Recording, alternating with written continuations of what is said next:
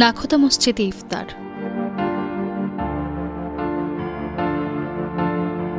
ঐতিহ্যবাহী মসজিদ ঘুরে দেখা এবং জাকারিয়া স্ট্রিটে ফুড ওয়াক।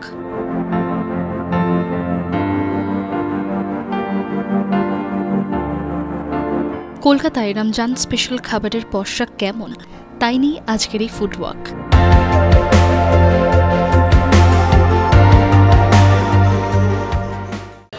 জাকারিয়া স্ট্রিট মানে কিন্তু কয়েকটা ফেমাস দোকান রয়েছে যেগুলো মানে সবসময় আমরা দেখতে পাই। তাসকিন রয়েছে, আলবেক রয়েছে, হাজি আলাউদ্দিন রয়েছে, অ্যাডামস কাবাব রয়েছে এবং এই কোনো দোকানের মধ্যে আজকে আমরা একটা দোকানেও খাবো না।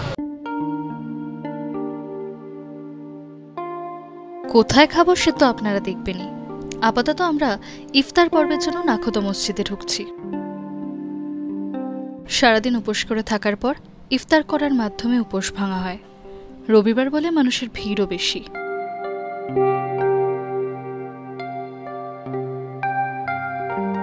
শতবর্ষ ছুঁয়ে ছুঁয়ে এই মসজিদে এখনো আদিম কিছু ব্যবস্থাপনা চোখে পড়ে। নামাজ পড়ার আগে অজু করার রীতি খেয়াল করলাম।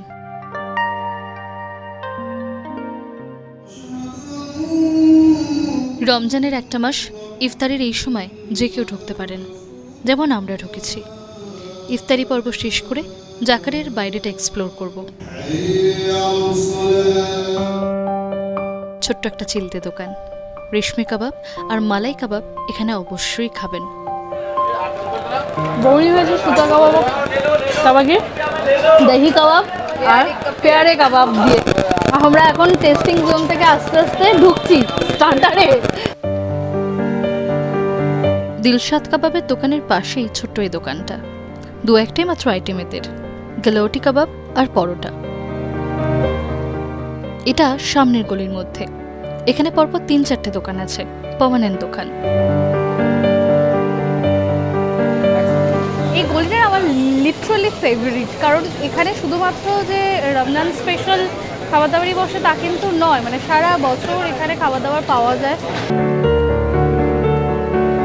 এই দোকানে চিকেনের পদ থাকলেও বিফ কাবাবও পাশাপাশি পাবেন, দাম বেশ কম। গরম গরম কাবাব পুড়ে তৈরি হবার পর এই পর্বটা ইন্টারেস্টিং, কারণ দই বাটার সহ আরও সব মশলা দেওয়ার পর খেতে দুর্দান্ত লাগে।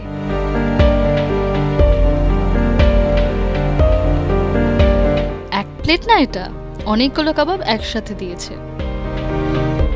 পেয়ারে, রেশমি, টিক্কা, মালাই টিক্কা সব রকম আছে আর কি। এটা আরেকটা দোকান, বটি কাবাব আর টিকিয়া কাবাব এগুলো। আর এটা খিরি কুর্তা, সাথে ডিপ গ্রেভিও থাকবে। আমরা মোটামুটি এই দোকানে যতগুলো কাবাব আছে সব নিয়েছি। আমরা সুতা কাবাবও নিয়েছি, তবে সুতা কাবাবের সেরা অ্যাডামস, ওর ধারে কাছে কেউ নেই। গ্রেভি দিয়ে টেস্ট খুব আহামরি না, গরম মশলার আধিক্যে টেস্ট মেরে দিয়েছে। দামের সাথে পরিমাণও বেশ কম, কিন্তু দেখে বুঝতেই পারছেন। এই দোকানটা শুধু বিফ কাবাবই পাবেন, ফলে নিজেদের পছন্দের তালিকা দেখেই অর্ডার দেবেন।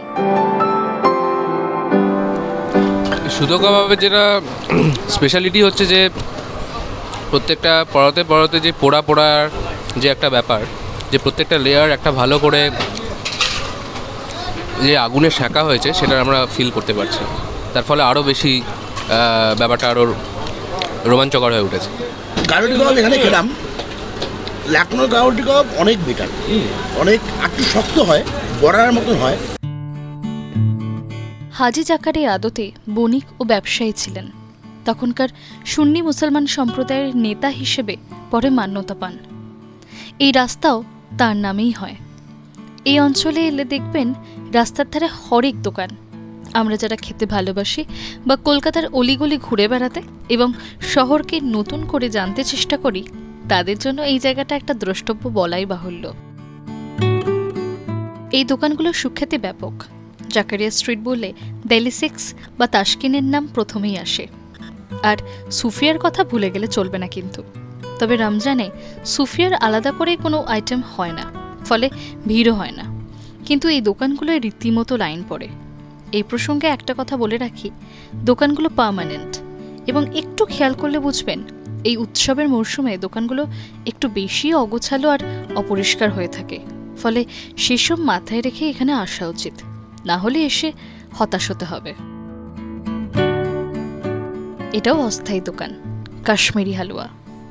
গত বছর খেয়েছিলাম, একদম সাধারণ সুজির হালুয়া যেমন তেমনই মনে হয়েছিল, তাই এবার আর না। এই জিনিস কিন্তু শুধু এই একটা মাসই পাবেন, নাম বাখারখানে। ময়দার খামির থেকে রুটি বানানো হয় তন্দুরের মধ্যে। কোথাও কোথাও বেকারির বড় তন্দুরে হয়, আবার কোথাও দোকানের ছোট্ট তন্দুরের মধ্যেও হতে দেখেছি। বাংলাদেশের পুরান ঢাকাবাসীদের কাছে এই জিনিস বড়ই প্রিয় শুনেছি। এই ভিড়টা দেখে অবাক হচ্ছেন? সঙ্গত কারণে এই ভিড় অ্যাডামস কাবাবের জন্য। আপাতত এই দোকান বাদ রাখছি, পরে জাকারিয়া স্ট্রিট হেরিটেজ ওয়াক হলে ডিটেলে এর ইতিহাস বলবো, এবং অবশ্যই এখানকার সিগনেচার কাবাব তৈরির গল্পও শোনাবো আপনাদের। সাবস্ক্রাইব করে রাখবেন। মাত্র 25 টাকা। অ্যাডামস কাবাবের ঠিক পাশে জমজম বলে যে দোকানটা, তাদের তৈরি। এই অঞ্চলের সবচেয়ে ভালো ফিরনি এটাই। জমজমের ঠিক বিপরীতে এই দোকানটা। এদের আসল দোকান ওল্ড দিল্লিতে। এই দোকানটা এবার নতুন দেখছি। অরিজিনাল শিরমল বলতে যা বোঝায় এখানে ঠিক তাই পাবেন। অনেকগুলো ভ্যারাইটির শিরমল রেখেছে দেখলাম। পুরো জাকারিয়া চত্বরের মধ্যে এই দোকানেই শিরমলের সবচেয়ে ভালো কালেকশন দেখতে পেলাম। আপনারা কেউ খেয়েছেন নাকি? কেমন লেগেছে কমেন্ট করে জানান। না, আর লোক সামলানো গেল না, অনেক লোক সংবরণ করার চেষ্টা করেছি। হাজি আলাউদ্দিনে আমরা অন্য সময় হালুয়া কিনে নিয়ে গেছি, তবে আজকে আমরা ভাবছিলাম না ঢুকবো না, কিন্তু ওই ঘিয়ের গন্ধে আমরা সেই ঢুকছি, কারণ হাজি আলাউদ্দিনে মিষ্টি না খেলে মনে হচ্ছে না এই ওয়াকটা আজকে সম্পূর্ণ হবে না। শতবর্ষ পুরনো এই মিষ্টির দোকানের সাথে কলকাতার নাম জড়িয়ে আছে। আমাদের বাঙালি মিষ্টির থেকে একেবারেই আলাদা এখানকার স্বাদ। এটা এদের প্রধান হালুয়া, স্বাদ অতুলনীয়। এই দোকান প্রসঙ্গে বলি, এখানে সবকিছুই ঘিয়ের প্রোডাক্ট।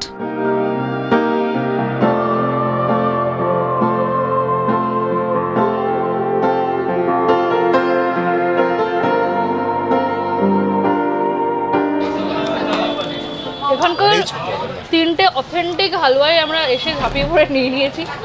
আমরা 32 হালুয়া নিয়েছি, আমরা মালাই হালুয়া নিয়েছি, আর এটা আখরোটের হালুয়া।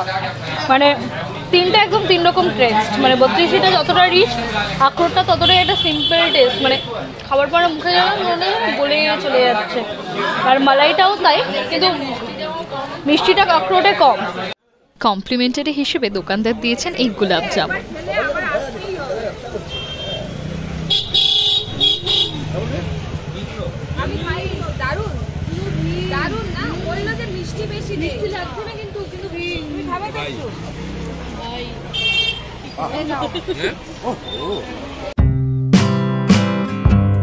আজকের মতো খাবার পর্ব শেষ, তবে শেষ বেলায় এই জিনিসটা আপনাদের দেখাই। এটা দেখে পুরোনো আমলের সেই ঢাকাই পরোটা জাতীয় কিছু ভাবছেন তো? এটার নাম খাজাল, ময়দা দিয়ে তৈরি। তেলে ভাজার পর বেশ ক্রাঞ্চি হয়ে যায়। এমনি খেলে তেমন স্বাদ পাওয়া যায় না, খেতে হয় গরম দুধ আর সামান্য চিনি দিয়ে। ব্যাপারটা বেশ মজার না? এই ভিডিও ভালো লাগলে এক লাইক তো बनता ही है। আজকের ফুড ওয়াক ভালো লাগলে আপনাদের আরো কয়েকটা ভিডিওর সাজেশন দিই।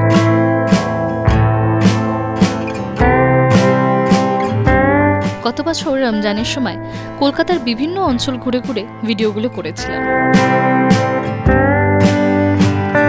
অঞ্চলভেদে কাবাব তৈরির মধ্যে পার্থক্য দেখা যায়, স্বাদও আলাদা।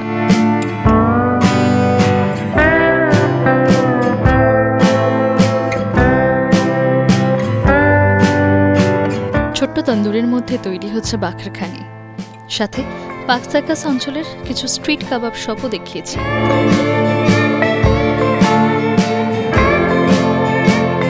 রমজান স্পেশাল ফুড নিয়ে আগ্রহ থাকলে দেখতে পারেন ভিডিওগুলো। ধন্যবাদ, ভালো থাকবেন।